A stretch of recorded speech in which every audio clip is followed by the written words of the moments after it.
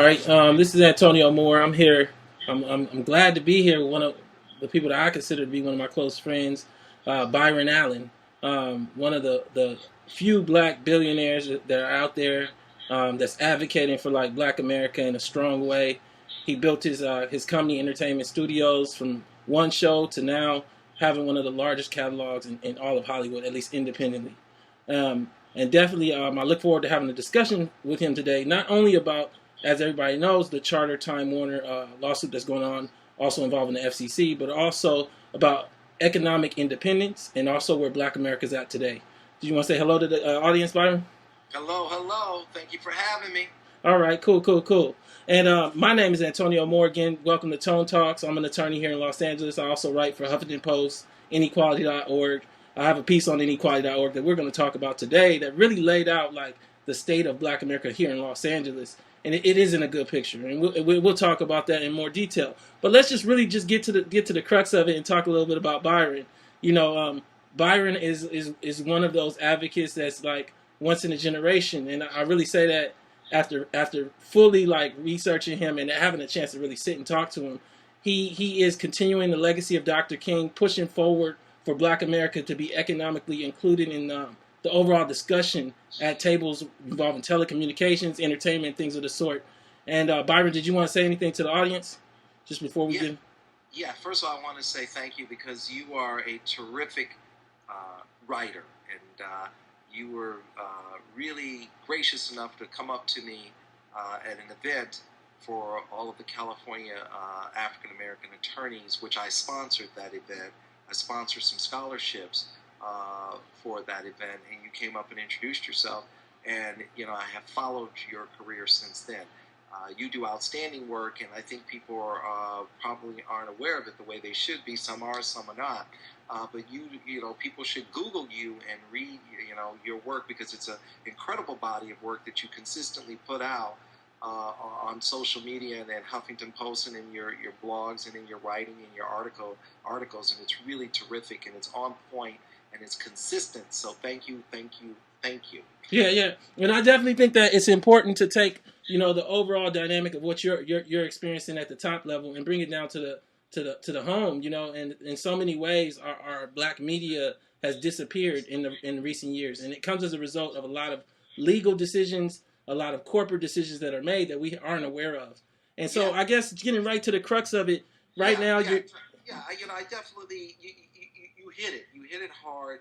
Look, Coretta Scott King, I pursued her for over a decade to acquire the rights to her life story, My Life with Martin Luther King. And I wanted to look at Martin Luther King through her eyes, because I felt like she was the quiet hero that didn't get all of the maybe pomp and circumstance that she deserved, Coretta.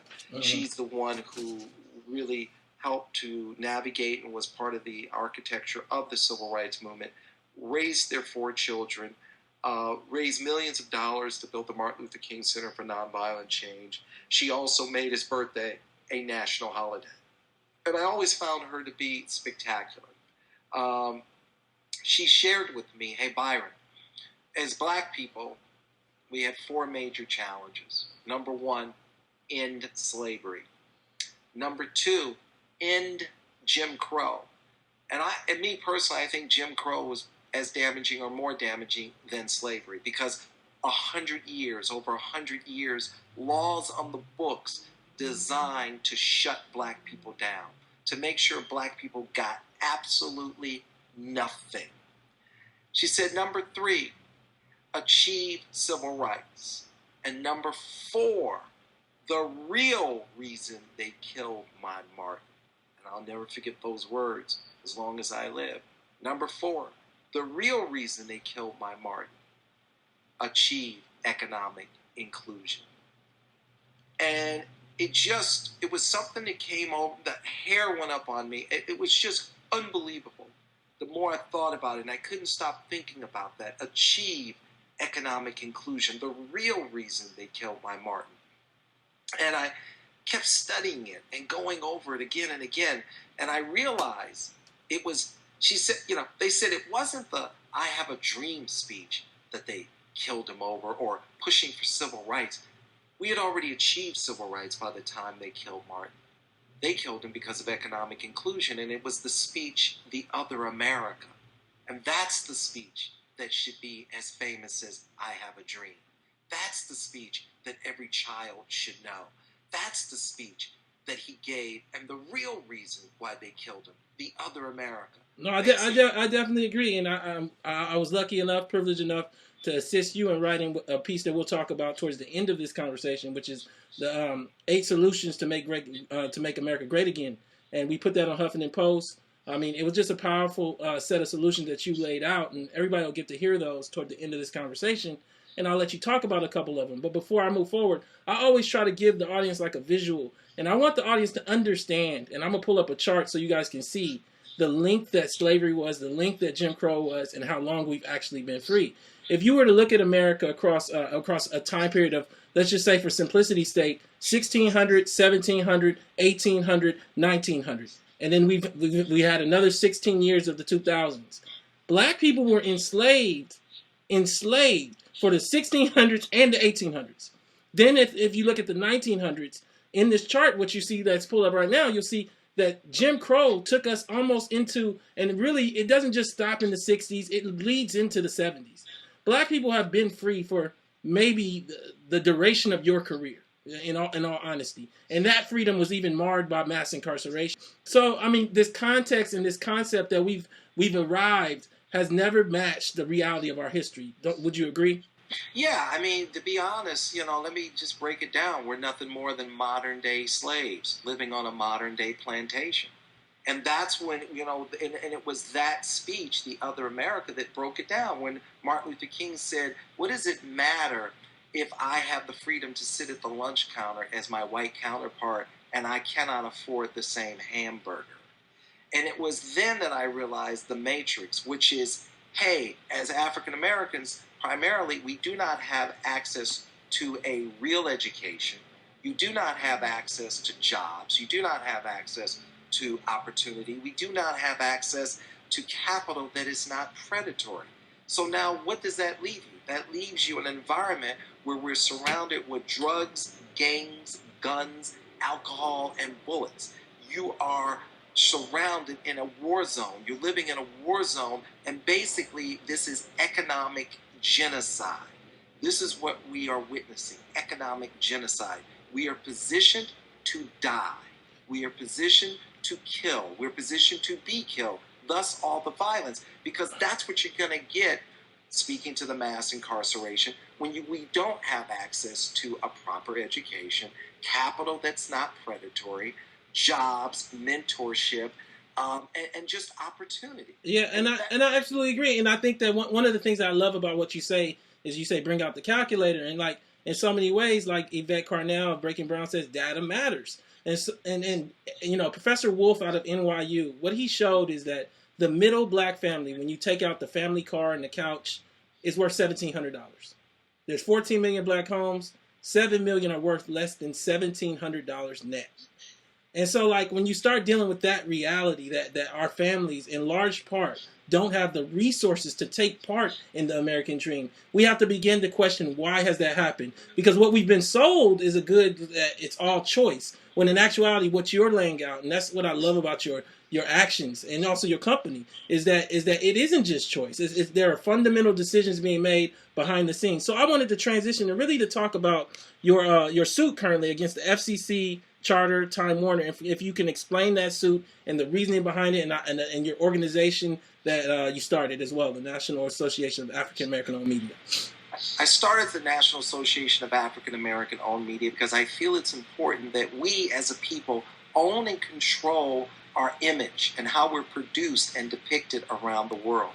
And I have said to a lot of people, especially white people, would you be comfortable if I had control over how you were produced and how your children grew up and saw themselves? If they saw themselves as heroes or if they saw themselves as losers. Are you comfortable with that image and me having that control? And unanimously, everyone always says no. And I say, then why should I be comfortable letting you have 100% control over how I'm produced and depicted and distributed around the world and how my children grow up and see themselves? So we must own our own networks and our own platforms and websites and publications that we truly own, and we're not a front for wealthy white people, but we truly own it and control the narrative. That is the reason. Can you explain that a little bit more when you say, because I've heard that before from you, and I think sometimes it gets lost. In more specific sense, can you explain the difference between black targeted and black owned companies? Black targeted is black targeted. That doesn't mean that the people who actually own it and care about how you're produced and seen own it and control it. I mean, you want that to be authentic. The ownership needs to be, like, I had the pleasure of growing up with Ebony and Jet on my coffee table, and I knew that I could trust that publication because I knew who owned it, and they were really about inspiring the African American community and helping us to go to the next level. And at the same time, they chronicled all of our successes and made sure that we paid respect to the people who deserved that respect, who had gone on to achieve exceptional levels of success. I think it's important that we have that in our community, and unfortunately we don't, because a lot of advertisers have pushed us to the side, and a lot of distribution systems have pushed us to the side. Now, the reason why I sued, now it's a big deal. Wait, can I ask you one question? Sure. Just so the audience who isn't as aware, when we look at BET, when we look at Aspire, are these black targeted or black owned companies? They're black targeted, and they're black. Viacom owns BET. And, Aspire, we're asking through legal documents to understand the relationship of Leo Hendry and Aspire. So we want to know, because we want to have real, authentic, 100% African-American ownership of these platforms. We deserve it. Look, the cable industry, this is why I say, hey, black people, wake up and get a calculator. You're a multi-trillion-dollar industry, but you get paid nothing. The cable industry spends $70 billion a year licensing cable networks. $70 billion. Black people get zero. We're the only community that would allow that to happen. No other community would stand for that. We do business with a lot of major corporations. Coca-Cola. They don't spend a nickel with black-owned media for the most part. There are a lot of major corporations out there that pull money out of our neighborhoods, out of our communities, but they're not. See, what happens is, here is that institutionalized racism. When white people talk to other white people about business, they talk about business. When black people go to white corporate America starts talking about charity, donations, and who they've given money to. We're not a charity. We're not a donation. We're not that burden that you need to subsidize because we are a bunch of stupid baboons who can't add 2 + 2. We're a business. We're brilliant. We're resourceful. We're articulate. We're competitive. But white corporate America has a way of treating us like we're a burden and we don't count. And when you look at all the hundreds of billions of dollars that are spent in advertising and none of it going to black-owned media, that speaks to why your newspapers and websites are going out of business and going away, and they don't exist. When you look at $70 billion being spent licensing cable networks and none of it going to black ownership, that speaks to jobs in the community. Now, for me, as an African-American entrepreneur, to sue the first African-American president of the United States for racial discrimination in contracting, there is a severe problem. Now let's talk about the law that I use. It is Civil Rights Act 1866, Section 1981. It was put on the books to protect the newly freed slaves 150 years ago to make sure that we had economic inclusion. Because they knew 150 years ago we weren't going to get that economic inclusion. And here we are today, we still haven't achieved it. So I had to sue President Obama's FCC to give him a wake-up call and say, President Obama, listen up. You need to understand that your administration for Black America has been a Category 5 disaster. Under President Obama, unemployment for Black America has gone up 40%. During the same period, it has gone down 25% for white America.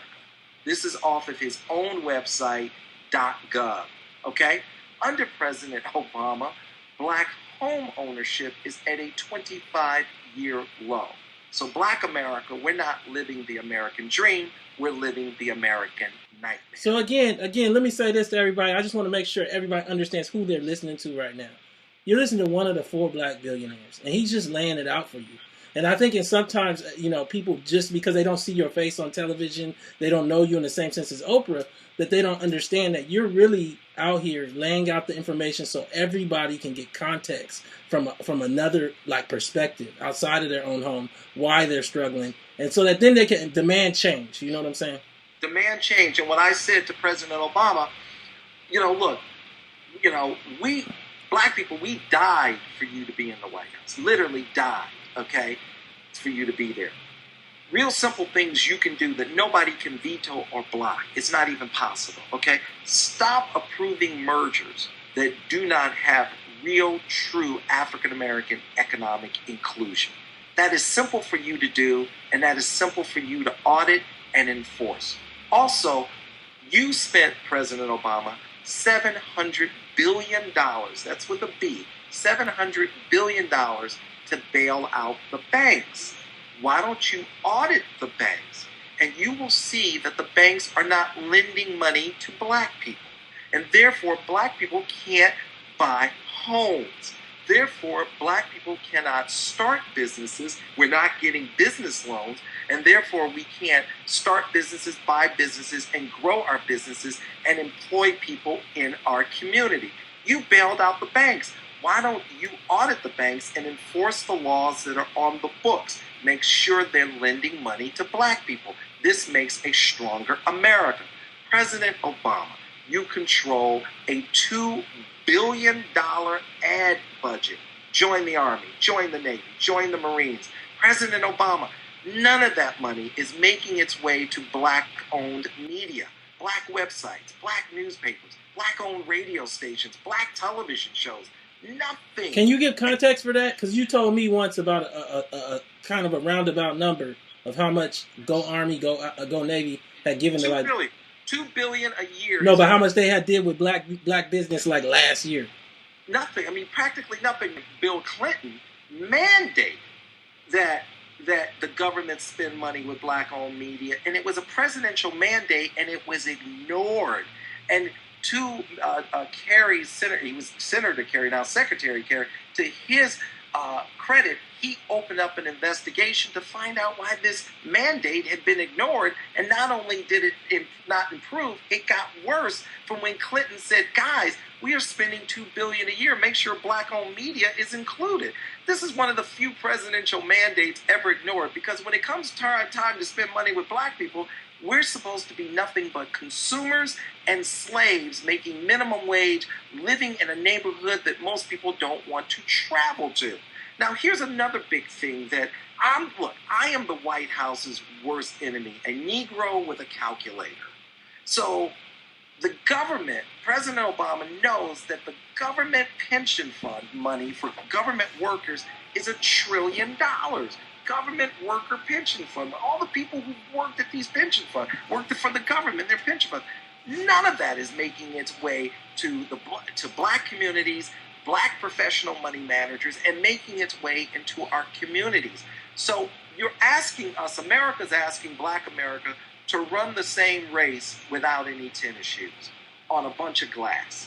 And all we're saying is it's time to get to the table and provide real economic inclusion.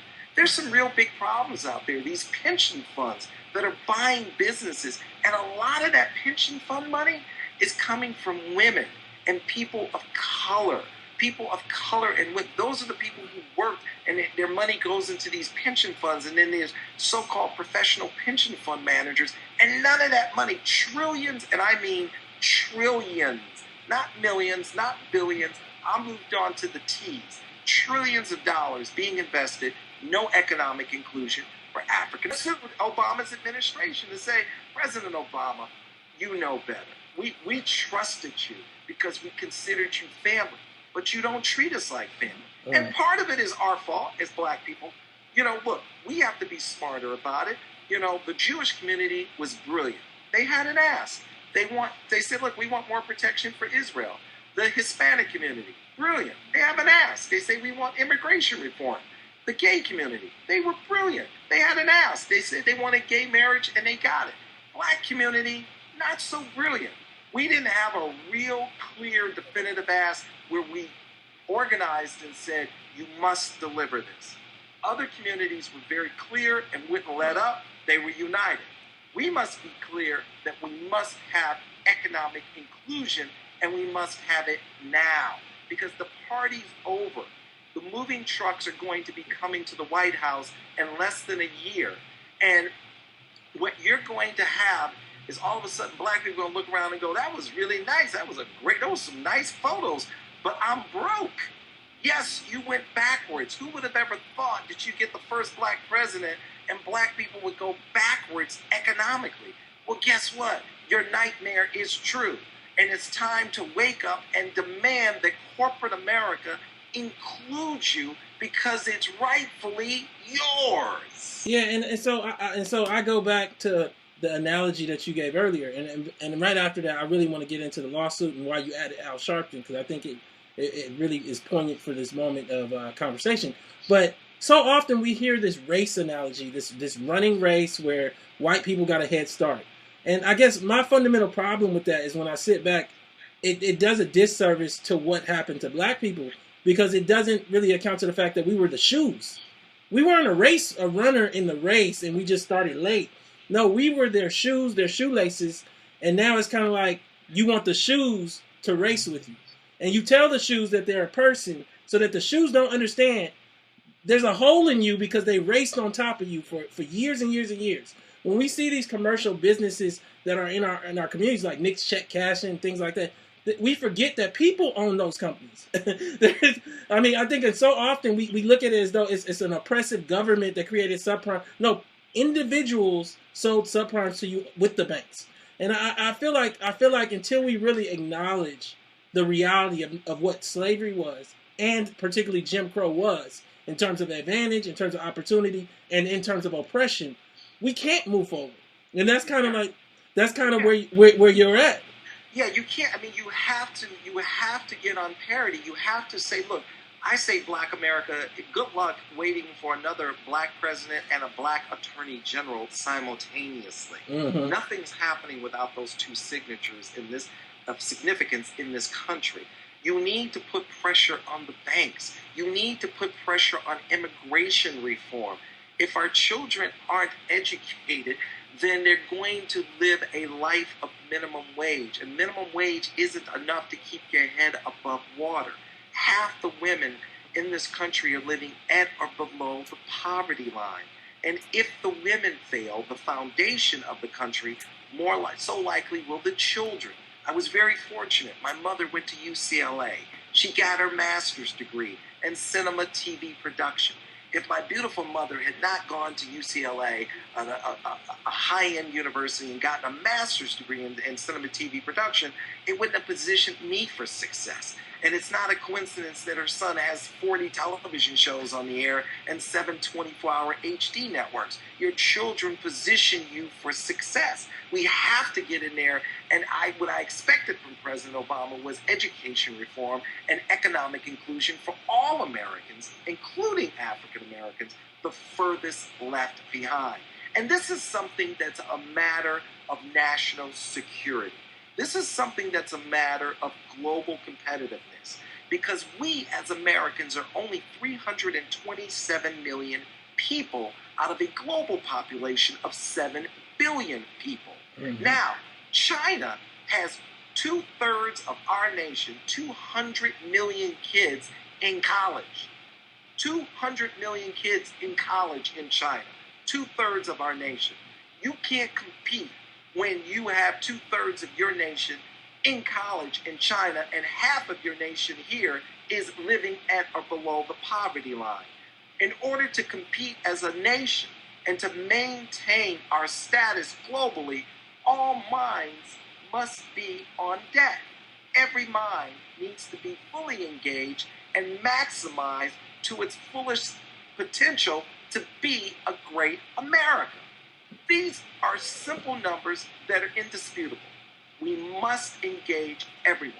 And this is why I took this law that's been on the books 150 years and gave it to my lawyers and said, I will pay you millions of dollars. We must engage now. We must get everyone thinking and fighting in the right direction to provide the fourth and final chapter, to achieve the fourth and final chapter. The real reason why they killed Martin Luther King. Economic inclusion. So all Americans, including African Americans, the furthest left behind. Now remember where they shot and killed Martin Luther King? On the balcony of the Lorraine Hotel in Memphis. Why was he there? He was there to march on behalf of the low pay to the sanitation workers there in Memphis. And they killed him right there because he was going to deliver at one point 500,000 people to the nation's capital, to the Poor People's March. It was about economic inclusion. Now we, as a people, black, white, Asian, Hispanic, everybody, we must fight for economic fairness and economic justice for everyone because that's what makes a stronger America. And this is what we must do. Now, why did I sue Charter? Here's Charter. Charter is trying to buy Time Warner Cable for $55 billion and become the second largest cable operator in the world. Broadband. They want to control broadband in America. Number 2 to Comcast. Charter has an all-white male board. They do not have one woman, which represents 60% of the global population. They don't have a woman on their board. They don't have a Hispanic on their board. They don't have an African American on their board. They don't have an Asian American on their board. How can you, President Obama, I understand why these guys want to continue to discriminate against us, but we didn't vote for you to be in the White House to help them. You shouldn't even have a conversation with them. They're saying, now here's the MOU they did with Al Sharpton, which is why I sued Al Sharpton in the Comcast lawsuit for $20 billion. The MOU that this guy signed was with Charter, if the merger goes through, if, and I mean you need to pay attention to the word if, we will add an African American, a Hispanic, a woman within 2 years. If. No, it's not if. It's not about if. It is when you do those things, then come back to us. It's like a guy coming to you and saying, you know what, Antonio, I really want to get a job with you. And then Antonio says, you know, man, I noticed here that, when I got some research on you, you beat your wife up 5 times. And the guy says, you know what, Antonio, I did beat her up 5 times, but if Antonio, you give me the job, I'll never do it again. This last point, Charter spends $6 billion a year licensing cable networks. $6 billion. Negroes get 0. Mm-hmm. And this is how much they don't care about diversity. Charter doesn't even have a chief diversity officer. That might cost them $80,000 a year, $100,000 a year. They don't even spend $100,000 a year to pretend like they care about Negroes. So I'm saying to President Obama, I understand, in my opinion, that they're racist. I understand they're discriminatory. But we didn't die to put you in the White House to support them. And that's why I sued President Obama's FCC for $10 billion. The racism can stop with the man we sent to D.C. to stop it. And I'm demanding that he steps up and delivers us what he promised the people and deliver to the people, especially the African Americans who risked their lives and lost their lives to fix this for once and for all. Because right now, black people have nothing to show for the Obama administration. Absolutely nothing. And so, as I understand it, looking at the actual parties in the suit, the other parties, the National Association of African American Owned Media, can you explain that organization, how it came to be, and who it is composed of? Right now, it came to be, we have a number of supporters. It came to be, I created it, and I staffed it and funded, and it's basically an advocacy group to just say, hey, African American owned media, we need to be a part of your ad budgets, Madison Avenue. hey, African-American owned media needs to be a part of your platforms. When you're spending $70 billion a year, those are jobs in our community. That's the difference between some mother out there putting a bowl of cereal on the table, some single black woman out there getting a job at one of these companies and feeding her 3 children a bowl of cereal and worrying about the next meal. It's crucial, because right now we're living in that nightmare called economic genocide. That is what most of Black America is living in. And President Obama hasn't spoken to it. He acts like it's not happening. And I say to Black America, why don't you ask him? Why don't you show us the report card on banks and see if black people are getting bank loans? No. Or otherwise, you wouldn't have a 25-year low in home ownership.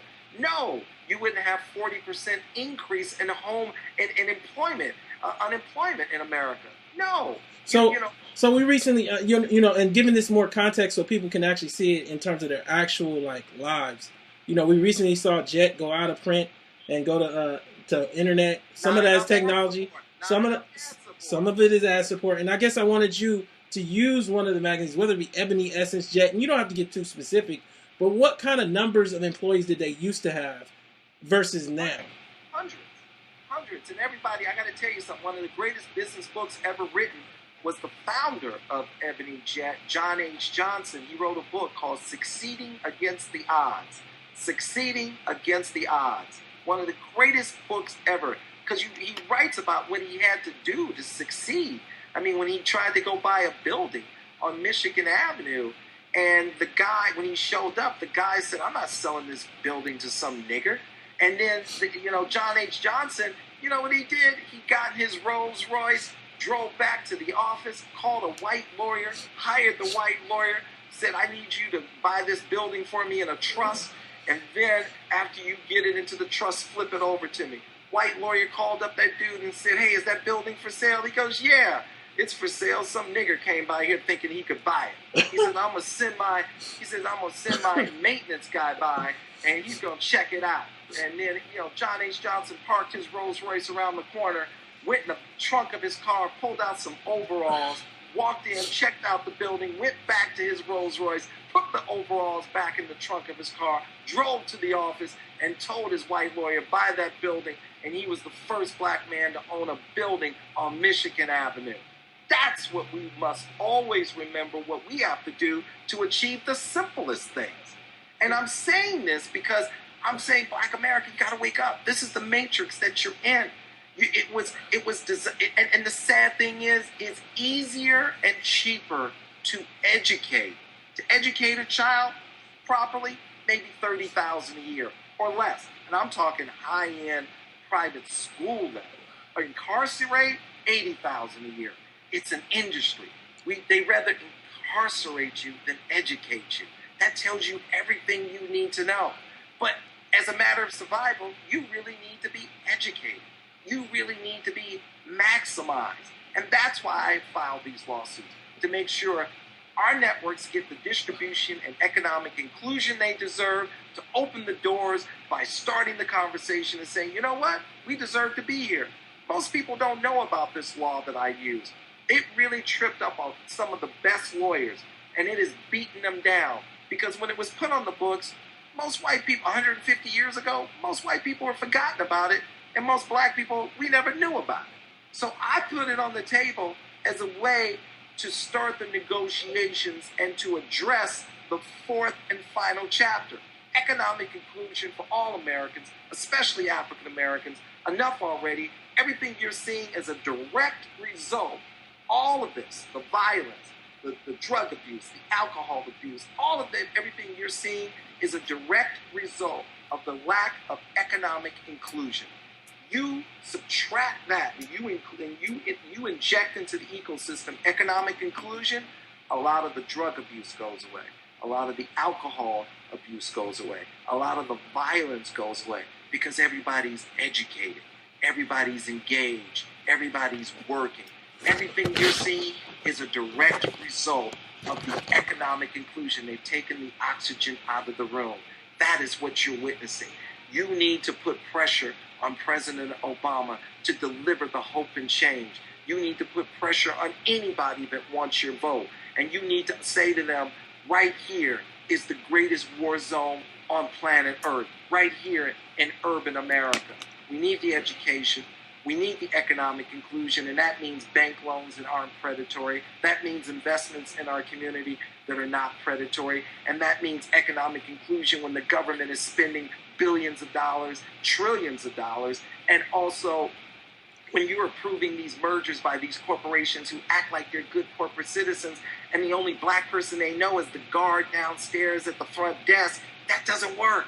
We need to be a part of the economic landscape. Yeah, and I totally agree. And one of the things that really caught me when I met you, and I've had a privilege in my life to really meet some powerful black people, but none said anything as intimate as what you said, which is you looked and you said, the problem with black America today is there's no one to invest in Antonio.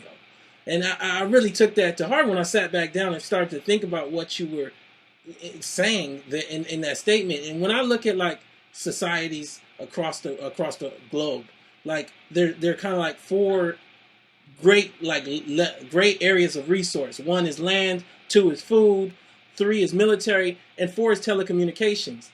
Your lawsuit isn't even about owning the cable lines. Your lawsuit is about just let me have a show on your cable line, and they're fighting that. And so like it's just a trip because black people as a whole, and I did a piece on inequality.org on this as well, have no context that they own none of the four like major kind of resource areas for wealth building. And if you go to the African nations, our people do own those things in these other nations. And so like land, for instance, in America today, not like private lands, white America owns 98% of it worth $1 trillion. And I think that black people have no context for what that means in terms of you're relying on them for oranges out of Florida. You're relying on them from eggs out of the Cargiles who give all their eggs to McDonald's. And so like I come to it and I say, if we don't have this fight, then what fight will we have? The fight that you're having right now, which is communication lines. You know what I'm saying? Right. That we need to have our own channel so that if we control the channel, because I have plenty of shows. I'm not asking them for shows. I'm saying channels, 24-hour channels like CNN. So what happens is when we have a Trayvon Martin or someone is killed or you have a trial, we have our own unique point of view, and white management and ownership isn't trying to control that dialogue and approve how we speak about it. So, when we have our own network that's 100% black owned, you're giving your authentic voice on how you see it and how you feel about it. And it's not a black face that's an anchor who's trying to please their white bosses who send them the paycheck. Black ownership needs to own those networks and really give an authentic voice as to how you feel about these events that are occurring in America. For example, I was very disappointed when President Obama said that those young men in Baltimore were criminals and thugs. And that's when I had an epiphany about him. That's when I realized, oh, you really didn't grow up the way I grew up. And many other black people grew up. In 1968, when they killed Martin Luther King, I was in Detroit, Michigan, and I was in the middle of the street playing stickball, and within 5 minutes of killing him, the military was in my neighborhood, and I was looking down the barrel of a tank. I know what that's about. So if you look at those young men in Baltimore, you would never call them thugs and criminals because they've been positioned to fail. You didn't give them the right education. You didn't give them opportunity, mentorship, and jobs. You gave them every reason to fail. And then for you to say that criminals and thugs, I'm like, no, they're not. These are young men who want better, can do better, desire to do better, and you have failed them and haven't positioned them for success. Now, when those white bikers went through and shot up all those people and shot up that place, President Obama never called them a name. He never commented on them. And he never said anything about those white people that went through those neighborhoods doing that. And I'm just saying, dude, you got to be fair. I honestly don't need you at black funerals singing Negro spirituals. I've got Al Green. I need you back at the White House putting pressure on banks to lend money to black people. That's what black people need. I need you putting pressure on corporations who do business with the government to make sure they're actually doing business with black people. That's what black people need. I need you at the White House putting pressure on really getting some education reform, doing something where we're really getting these kids properly educated and placed into colleges so they have a strong 4-year degree. I need you investing in the community and all people, especially black people, the only ones to have a law to shut us down. Laws to shut us down called Jim Crow. Absolutely. I need you there. I don't need you to sing. You know what you need to do, brother. You know what you need to do. I need you to take care of business. What's at stake here, President Obama, is your legacy. You have let black people down severely. Now, unfortunately, a lot of people will sing your praises and drink your black Jesus Kool-Aid all the way till the end of time. They can do that, but at the end of the day, their bank accounts aren't looking good. You know what to do. You are a really bright man. And if you are smart enough to deliver gay marriage, and I'm happy you did, and I'm thrilled you did, you are smart enough to deliver economic inclusion for all Americans, especially African Americans, and to deliver a better education, and you have done nothing in those categories. And that's why I have had to file lawsuits against Charter, against your own FCC, and against Comcast. Comcast isn't really doing business with black people. Why don't you go and investigate that? Why don't you look at the books? Why don't you follow the money flow? See where the money is flowing to. Why don't you look at that? You said you were going to do it. Live up to your word. Do not come out of the White House and have your legacy be black people have fallen further behind. That is unacceptable. I'm not looking to rally the troops and have this be a debate. Politico asked me today, why did you hire lobbyists to be a part of the debate? I don't care about the debate. Black people are dying every day while we debate. Okay, the debate is over. Every day we got new bodies on the streets, just blood flowing through the streets. This is taking action. I filed federal lawsuits, and I'm going to continue to file them until corporate America shows black America that black America is due. There's so many corporations that don't do business with black America, and that leads to our economic genocide, which is a direct result of our violence. We have to address this economically. That's the only thing that's going to stop it. And I love Coretta Scott King because Coretta Scott King told Martin Luther King, you listen to Byron Rustin. You listen to Byron. And Martin said, who's Byron? And Coretta said, he's brilliant. He's an African-American and he's gay. And Martin said he's gay. And Coretta said, hey, hold up. We're not just fighting for 1959, she said. We're not just fighting for civil rights for black people. We're fighting for civil rights for all people, including gay people. 1959, Coretta said that. That's why she's the queen of queens, okay? That's why I love that woman more than anything. And it was Byron Rustin who walked into that room of Southern Baptist ministers and said, yeah, I'm gay. And he said that to Martin Luther King. And he said, hey, this is how we're going to do it. Through economics. We're going to come off the buses. And he was the architect for the Montgomery bus boycott. He's the reason why we broke open the South. It was economics. And I'm saying that black America, you are on a plantation. We are still slaves. And you still have the shackles on. And it is economic genocide. And you won't be free until you have economic inclusion. And you need to speak now while you have an African-American president and an African-American attorney general. And you need to be loud and clear and demand what is rightfully yours. And let Obama know this is his legacy. If you come out of here where you have not made improvement in our education and our economic inclusion as it relates to businesses, as it relates to the government ad budget, and as it relates to the $1 trillion that you manage and government worker pension fund money, a lot of African Americans and a lot of women. He has failed us miserably. And so I guess, one of the applications that we talked about, and you had your own answers at that time, what were your thoughts on this whole uproar about the Oscars earlier this year and the Oscar issue? And then we're seeing these celebrities, whether it be 50 Cent, Kanye West. Now this morning you hear about Dwayne Martin and Tisha Campbell. Everybody's going bankrupt. They're going under. How does ownership tie into that? And then how does ownership tie into the Oscar issue and make it relevant or more irrelevant in your mind? Well, look, I started my company 23 years ago from my dining room table.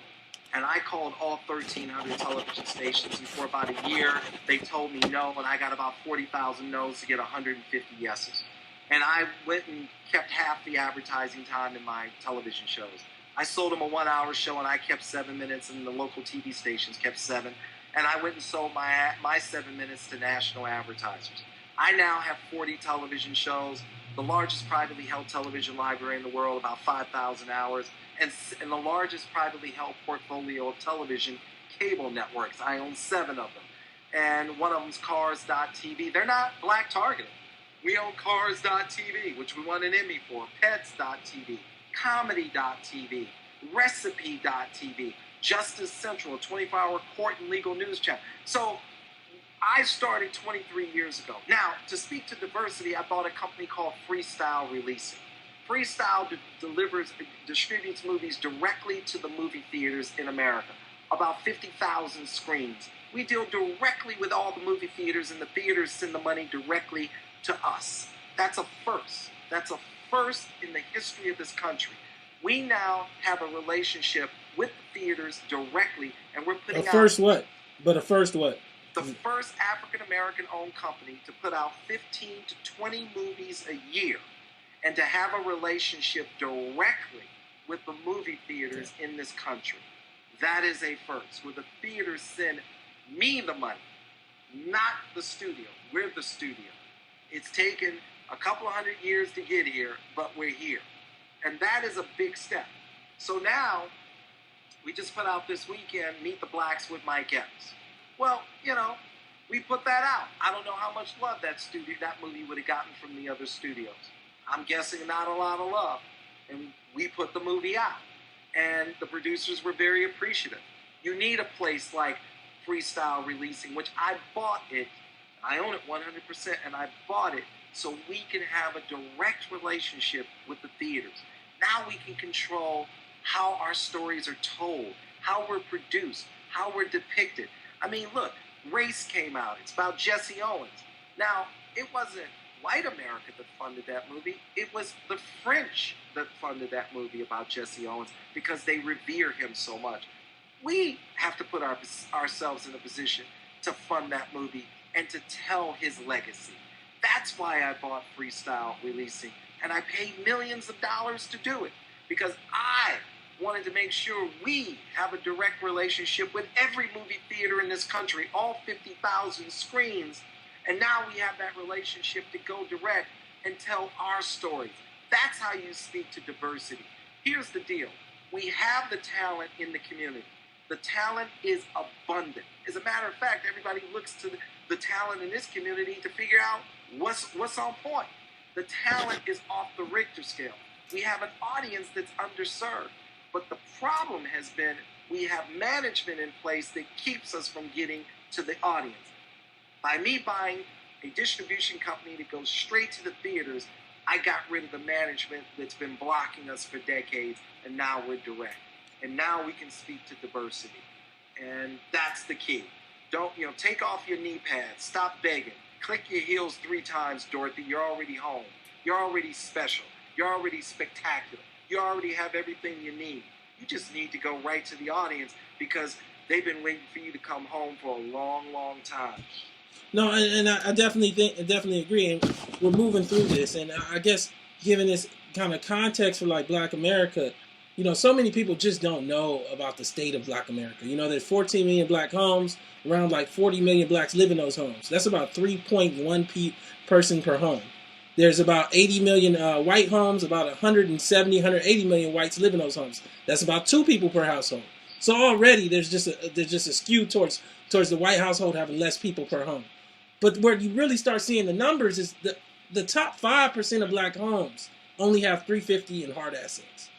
350 in hard assets. That's 700,000 Black homes. when you look over at the white side of the 80 million white homes, again, that's 2 people per home, almost 30% have more than 350 in hard assets.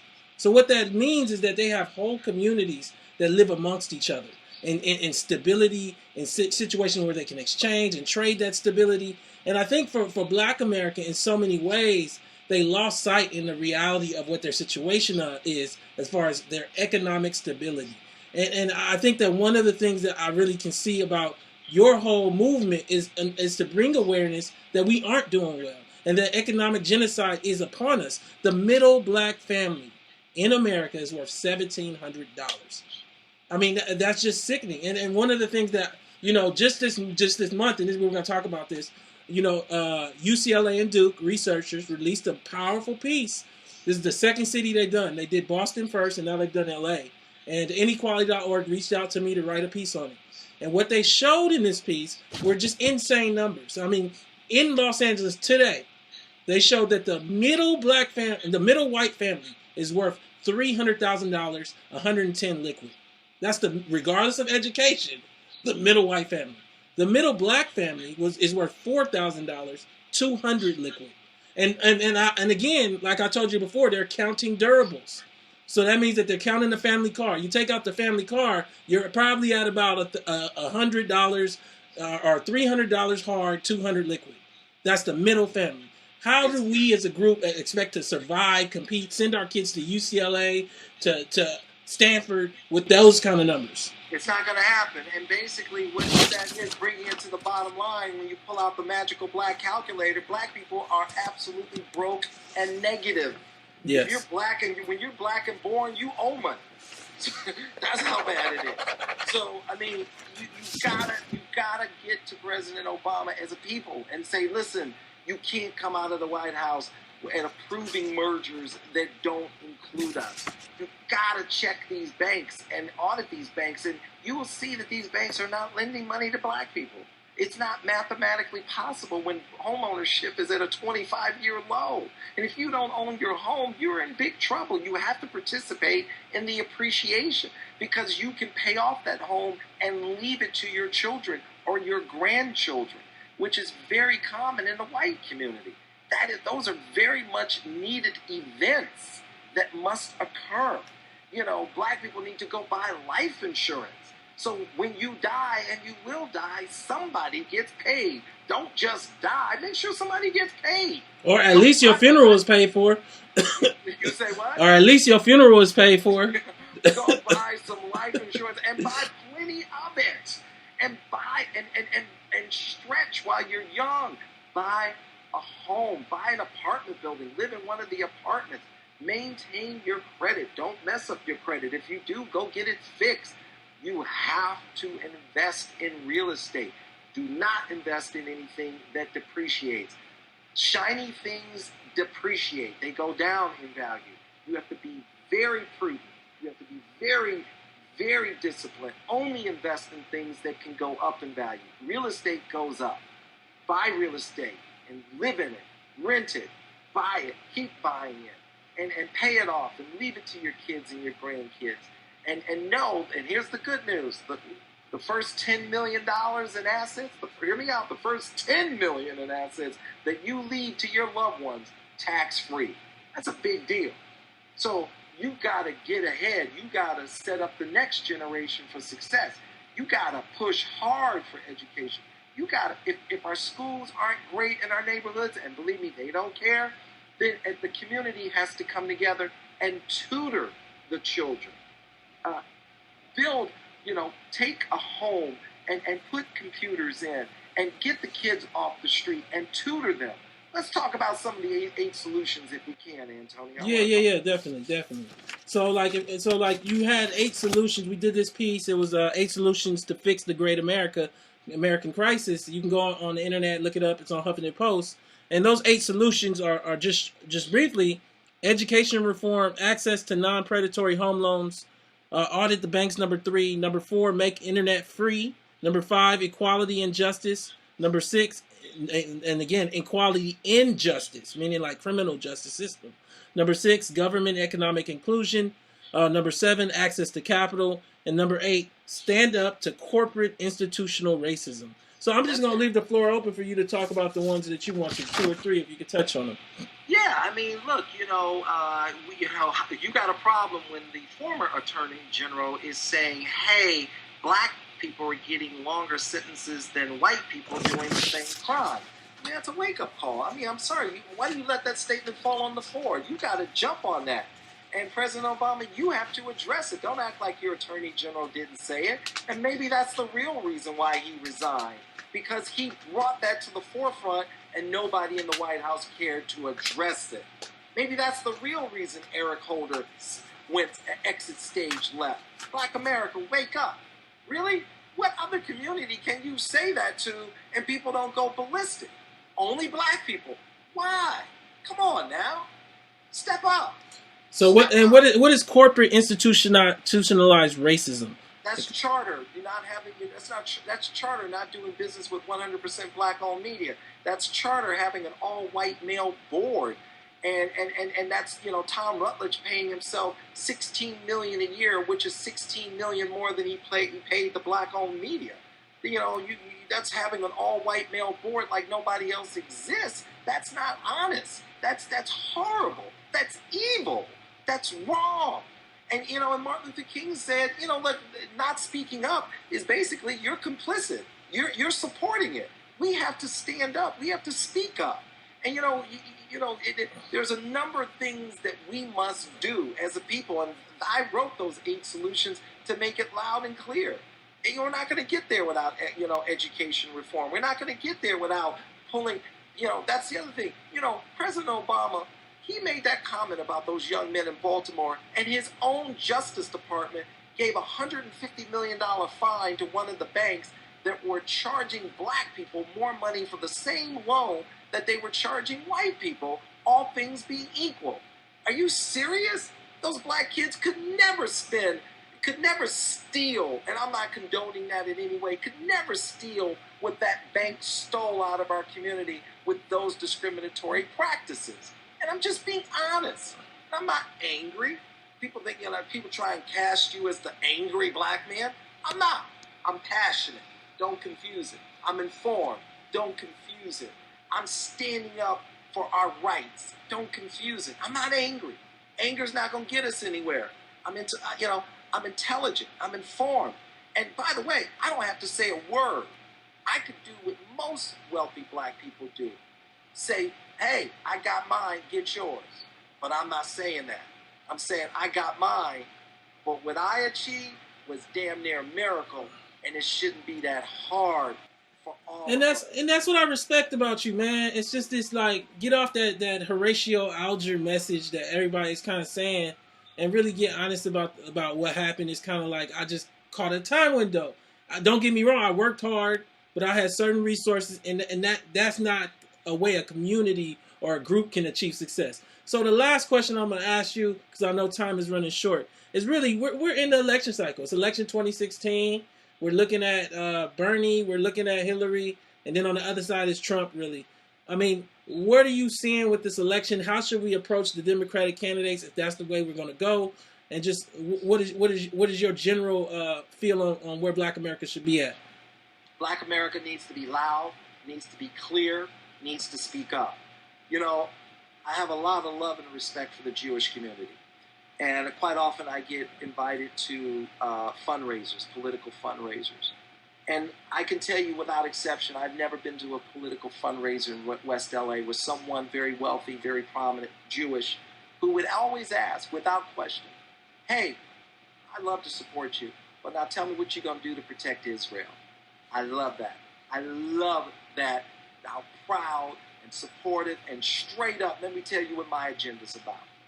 And I've learned from that. And my Israel is right here in America.